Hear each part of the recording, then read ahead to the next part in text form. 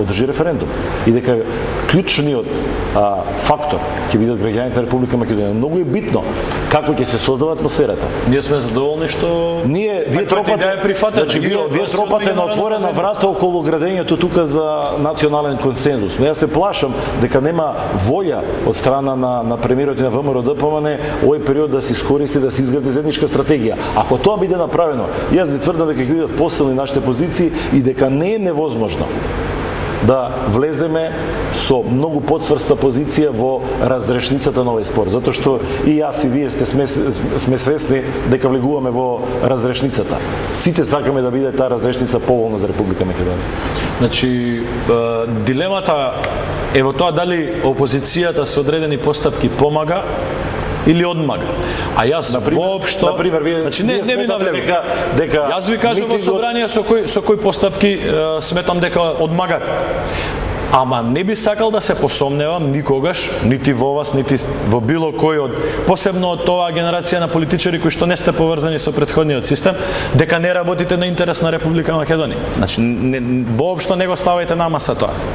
Меѓутоа, со одредени постапки дека еклатантно се скршени позициите на Република Македонија, требаше да се објаснуваме први со вас година и пол-две, за да се прифати идејата дека македонскиот народ и граѓаните на Република Македонија треба да се произнесат конечно за ова прашање. Од кога имаше согласност од ваша страна, странците тоа сосема поинаку го погледна и кажаа дека дај да видиме луѓето тука имаат заеднички став. И сега ние се доведуваме во ситуација дали треба да ви објаснуваме само уште овој момент, само уште 10 секунди.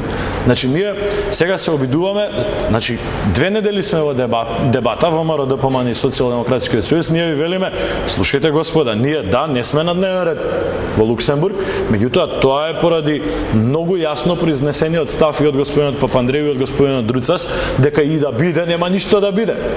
И сега тоа им е јасно на десетина европратеници кои што праќаат писма, тоа им е јасно на премиери, тоа им е јасно на претседатели на држави. Само на Социјалдемократскиот сојуз не им е јасно и се обидува 2 недели во собрание да отвара дебатот дека Груевски, Васко Наумовски, Антонио Милошовски се виновни зошто Македонија не е на дневен ред. Тогаш се доведуваме во ситуација. Кој е виновен? Вашата теза ја поедноставувате и ние тука се разликуваме. Затоа сметаме дека вашата позиција е губитничка. Значи вие упорно ни говорите и на нас од опозицијата македонскиот народ дека имаме пречка која е непремостива, а тоа е грчката блокада. Не викаме дека е непремостива, ние цело време разговараме да ја премостиме пречката и работиме на тоа. Како може да премостиме? Може да ни кажете како може?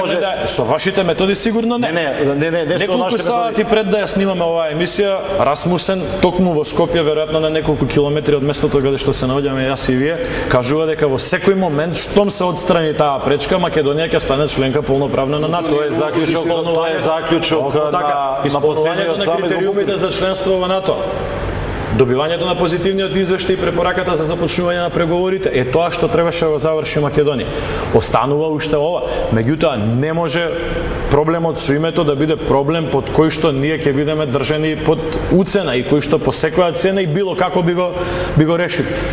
Со аспект на целата геостратегија, со аспект на целата позиција на Грција во Европската унија, во НАТО и така натака, многу е јасно и многу е прецизно наскажано и за разлика од многу други е повторувано во континуитет истото дека имаме позиции и прецизно дефинирани политики по однос на тоа прашање. Полека ние сме среќни. Прашањето за референдумот кој го извадивме прв пат во 2005 година на политичката сцена во Република Македонија беше дискутирано дека тоа е најштетен идеја. Фала на господа, денеска и албанските партии, и опозиционите партии, целата меѓународна заедница го прифаќа тој го занемарувате временскиот контекст. Некои идеи кои ќе ги дадете во погрешно време и на погрешно место, како што јас тврдам дека беше во 2005-та, имаат еден оддек.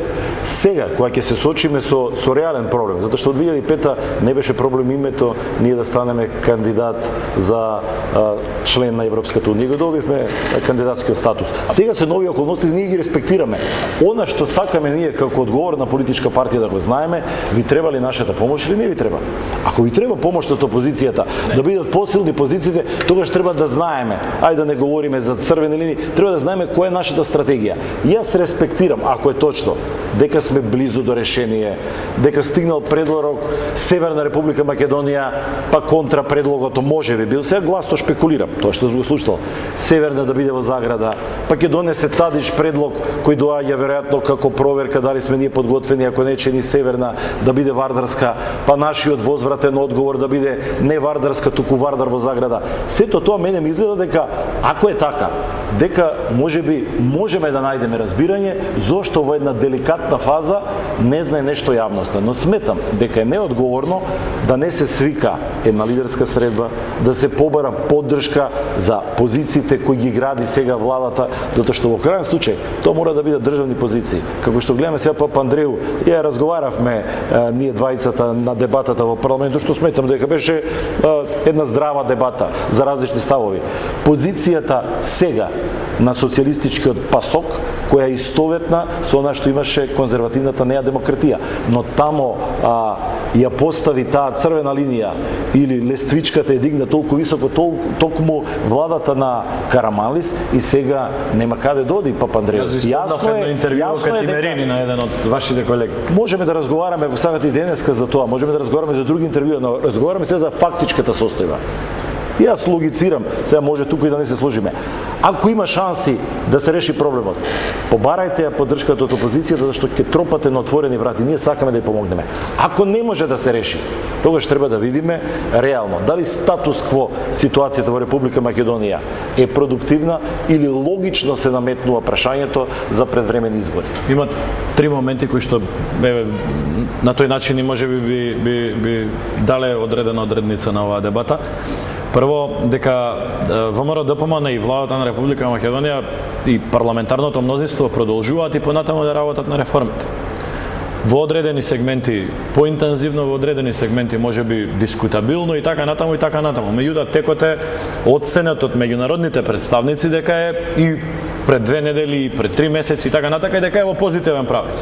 И ние нема да се откажеме од тоа. Нити пак ќе се откажеме од врвните приоритети членството во НАТО и во Европската Унија. Обидот да не навлекувате на таква дебата е непотребен.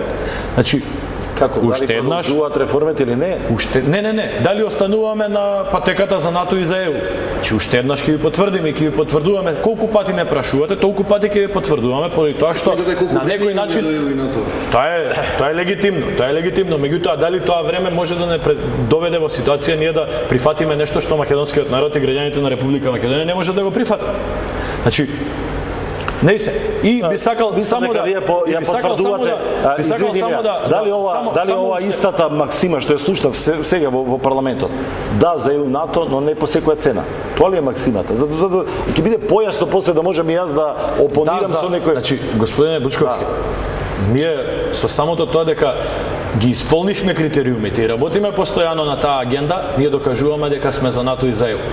И ние немаме проблем со нашата желба. Не, ние признаваме дека имаме дополнителен услов. Треба да го решиме проблемот, затоа што очигледно во работиме да го решиме. Добро. Работиме да го решиме. Помош не ви треба. Зар имате? Не, помош не ви треба. Тоа не сме го рекле никогаш. Добро, не, затоа што се создава таков впечаток во јавноста. Се што е конструктивно и се што оди во насока на градење на национално единство, апсолутно дека е прифатливо и дека е разумно. Меѓутоа, јас на почетокот на дебатата кажав дека одредени постапки за нас не изгледаат дека се во насока на прокламираната желба вие да ни подадете рака. Добро.